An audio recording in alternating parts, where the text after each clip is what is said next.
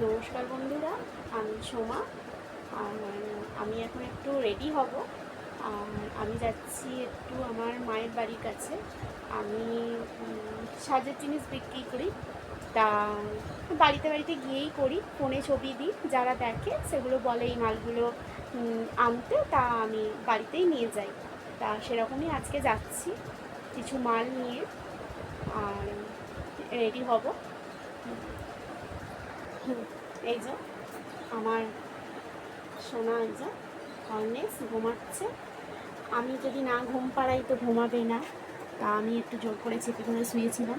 সেই সকালবেলা 6টায় ওঠে, 7টায় স্কুল, আর জোর করে ঘুম পাড়িয়েছি। এবারে বুঝতেই পারছো, মহালয় শেষ, পুজো তো শুরু। পুজো পুজো একটা আবহাওয়া চলেই এসেছে। তা এবার ঠাকুর দেখতে বেরোনো। এবার যদি তোমরা বলো বন্ধুরা, যদি আর হচ্ছে তোমরাও জানিও, একটু কমেন্ট করে জানাও তোমরাও কোথায় কোথায় ঠাকুর দেখতে যাচ্ছ, আর কবে থেকে বেরোচ্ছ একটু কমেন্টে জানাবে। হ্যাঁ, আমরাও বেরোবো, দেখি কবে বেরোই। হয়তো কালকে তো পারছি না, চেষ্টা করলেই হয়তো পারবো। তবে তোমাদের ভালোবাসায় যদি আমি পারি তাহলে ভালো লাগবে। হ্যাঁ, চলো টাটা। যাই মায়ের বাড়ি, ওখানে একটু।